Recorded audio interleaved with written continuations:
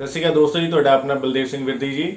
ਅੱਜ ਦਾ ਜਿਹੜਾ ਟੌਪਿਕ ਆਪਾਂ ਡਿਸਕਸ ਕਰਨ ਲੱਗੇ ਹੈਗੇ ਆ ਉਹ ਹੈ ਜੀ ਲੇਟੈਸਟ ਜਿਹੜੀ ਇੰਪਲੀਮੈਂਟੇਸ਼ਨ ਹੋਈ ਹੈਗੀ ਹੈ ਇੰਪਲੀਮੈਂਟੇਸ਼ਨ ਜੋ ਟੈਕਸ ਹੈਗੇ ਆ ਲੱਗੇ ਹੋਏ ਆ ਜਿਹੜੇ ਬੱਚੇ ਫੀਸਾਂ ਬਾਹਰ ਭੇਜਣਗੇ ਉਹਨਾਂ ਤੇ ਜਾਂ GIC ਭੇਜਣਗੇ ਜਾਂ ਕੁਝ ਲੋਕ ਜਿਹੜੇ ਟਰੈਵਲ ਕਰਦੇ ਹੈਗੇ ਆ ਉਹਨਾਂ ਤੇ ਜੋ ਵੀ ਪੈਕੇਜ ਜਿਹੜਾ ਹੈ ਬਾਹਰੋਂ ਲੈ ਰਹੇ ਹੈਗੇ ਆ ਯੈਸ USA ਜਾ ਰਹੇ ਟਰੈਵਲ ਕਰ ਰਹੇ ਕੈਨੇਡਾ ਟਰੈਵਲ ਕਰ ਰਹੇ ਸੋ ਉਹਨਾਂ ਤੇ ਟੋਟਲ ਜਿਹੜੀ ਹੈਗੀ ਆ ਅਮਾਊਂਟ ਆਪਾਂ ਜੋ ਖਰਚ ਕਰ ਰਹੇ ਹੈਗੇ ਆ ਸੋ ਉਹਨਾਂ ਬਾਰੇ ਡਿਸਕਸ ਕਰਾਂਗੇ ਰਾਈਟ। ਸੋ ਜੋ ਲੇਟੈਸਟ ਚੇਂਜਸ ਆਈਆਂ ਉਹ ਵਿਦ ਇਫੈਕਟ ਫਰੋਮ 1 ਅਕਤੂਬਰ ਤੋਂ ਇੰਪਲੀਮੈਂਟਡ ਹੈਗੀਆਂ। ਸੋ ਇਹਨਾਂ ਬਾਰੇ ਜਾਣਕਾਰੀ ਹੈ। ਪਹਿਲਾ ਜੋ ਹੈਗਾ any amount sent abroad to buy a foreign tour package right. So ਜਿਹੜੀ ਵੀ ਅਮਾਊਂਟ ਜਿਹੜੀ ਆਪਾਂ ਕੋਈ ਅਬਰੋਡ ਸੈਂਡ ਕਰ ਰਹੇ ਹੈਗੇ ਟੂਰ ਪੈਕੇਜ ਖਰੀਦਣ ਦੇ ਲਈ ਉਹਦੇ ਤੇ ਟੈਕਸ ਲੱਗਣਾ ਹੈਗਾ। ਕਿੰਨਾ ਟੈਕਸ ਲੱਗਣਾ ਅੱਗੇ ਆਪਾਂ ਜਾਣਕਾਰੀ ਕਰਦੇ ਹਾਂ। ਸੈਕੰਡ ਹੈਗਾ ਜੀ any other foreign remittance made above 7 lakh. तो एनी अदर जोड़ी भी रिमिटेंस जो भी पैसा आप किसी अपने भैन भरा भेज रहे हैं माँ प्यो उत्थे भेज रहे हैं किसी भी USA कैनेडा आस्ट्रेलिया कितने भेज रहे हैं तो वो भी हुण टैक्सेबल होएगा। पहले टैक्स तो फ्री हुंदा सी जो कि आप भेजते सी उदों टैक्स नहीं लगता सी।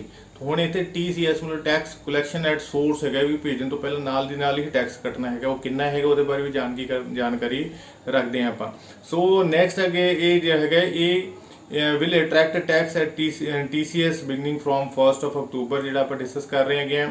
ਟੈਕਸ ਔਨ ਫੋਰਨ ਟੂਰ ਆਪਾਂ ਕਿੰਨੀ ਅਮਾਉਂਟ ਹੈਗੀ ਹੈ 5% ਔਨ ਐਨੀ ਅਮਾਉਂਟ ਕੋਈ ਵੀ ਹੈ ਚਾਹੇ ਆਪਾਂ ਲੱਖ ਰੁਪਏ ਵੀ ਉਧਰ ਭੇਜਿਆ ਹੈਗਾ ਤਾਂ ਉਹਦੇ ਤੇ ਸਾਨੂੰ 5000 ਰੁਪਏ ਹੋਰ ਐਡੀਸ਼ਨਲ ਟੈਕਸ ਜਿਹੜਾ ਦੇਣਾ ਪਏਗਾ ਅਗਰ ਟੂਰ ਪੈਕੇਜ ਲਈ ਭੇਜ ਰਹੇ ਹੈਗੇ ਆ।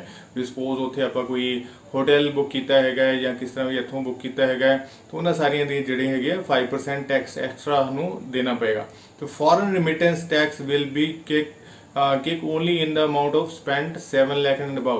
तो ਜਿਹੜੀ ਵੀ ਰਿਮਿਟੈਂਸ ਹੈਗੀ ਹੈ ਆਪਣੇ ਦੋਸਤਾਂ ਮਿੱਤਰਾਂ ਨੂੰ ਜਾਂ ਆਪਣੇ ਭੈਣ ਭਰਾ ਨੂੰ ਜਾਂ ਕਿਸੇ ਕਾਲਜ ਨੂੰ ਕਿਸੇ ਵੀ ਰਿਮਿਟੈਂਸ ਆਪਾਂ ਕਰ ਰਹੇ ਹਾਂ ਤਾਂ ਉਹ 7 ਲੱਖ ਤੋਂ ਅਗਰ ਉੱਪਰ ਹੈਗੀ ਹੈ ਦਨ ਟੈਕਸੇਬਲ ਹੈਗੀ। ਉਸ ਤੋਂ ਨੀਚੇ ਅਮਾਉਂਟ ਜਿਹੜੀ ਹੈ ਨਾਨ ਟੈਕਸੇਬਲ ਹਜੇ ਰਹੇਗੀ। ਨਾਨ ਟੈਕਸੇਬਲ ਮੀਨਸ TCS ਨਹੀਂ ਕੱਟਿਆ ਜਾਏਗਾ ਟੈਕਸ ਕਲੈਕਸ਼ਨ ਸੋਰਸ ਨਹੀਂ ਕੱਟਿਆ ਜਾਏਗਾ।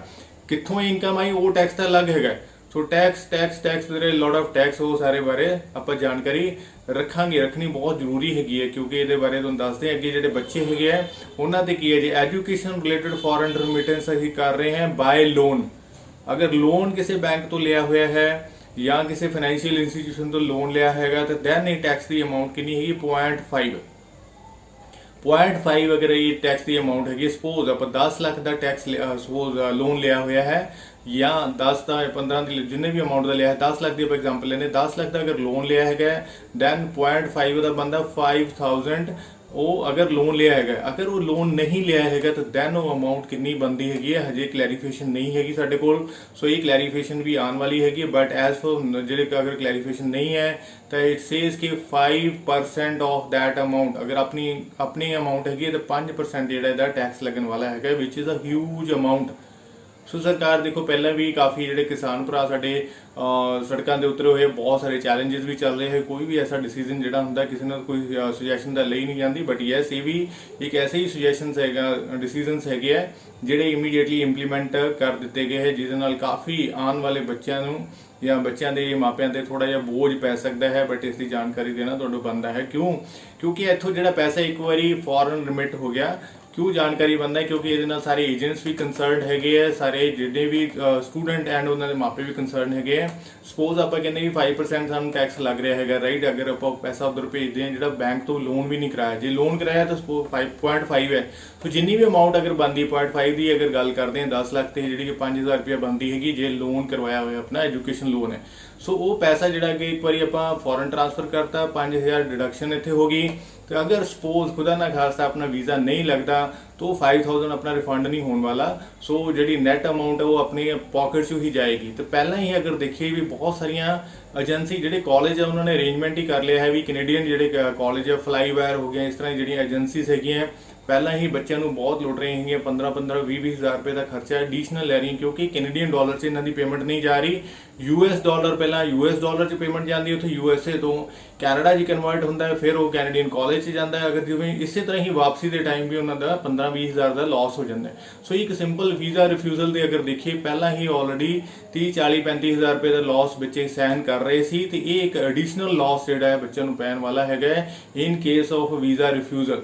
ਸੋ ਇਹ ਜਾਣਕਾਰੀ ਤੁਸੀਂ ਬਹੁਤ ਜ਼ਿਆਦਾ ਨੋਨ ਸੋਰਸਸ ਤੋਂ ਤੁਹਾਨੂੰ ਦੇ ਰਹੇ ਹਨ, ਨੋਟ ਕਰਕੇ ਰੱਖਣੀ ਹੈਗੀ ਹੈ। ਸਾਰੀਆਂ ਚੀਜ਼ਾਂ ਜਿਹੜੀਆਂ ਤੁਹਾਨੂੰ ਅੱਗੇ ਪੇਸ਼ ਕਰ ਰਹੇ ਨੇ ਕਿੱਥੇ ਸਾਰੀਆਂ ਫਲੈਸ਼ ਹੋ ਰਹੀਆਂ, ਉਹਨਾਂ ਤੋਂ ਤੁਸੀਂ ਪੂਰੀ ਤਰ੍ਹਾਂ ਜਾਣਕਾਰੀ ਲਈ ਪੜ੍ਹ ਵੀ ਸਕਦੇ ਹੋ। ਆਪਣੇ ਚਾਰਟਰਡ ਅਕਾਊਂਟੈਂਟ ਹੈਗੇ ਉਹਨਾਂ ਨਾਲ ਵੀ ਕੋਈ ਗੱਲ ਕਰ ਸਕਦੇ ਹੋ ਹੋਰ ਵਧੇਰੇ ਜਾਣਕਾਰੀ ਲਈ। ਬਟ ਇਹ ਇੱਕ ਬਹੁਤ ਹੀ ਕਹਿ ਸਕਦੇ ਹਾਂ ਵੀ ਯੈਸ ਸਰਕਾਰ ਲਈ ਤਾਂ ਅੱਛੀ ਗੱਲ ਹੈਗੀ ਵੀ ਯੈਸ ਟੈਕਸ ਸੋਰਸ ਉਹਨਾਂ ਨੇ ਕਰਨਾ ਹੈਗਾ, ਟੈਕਸ ਕਲੈਕਟ ਕਰਨਾ ਹੈ।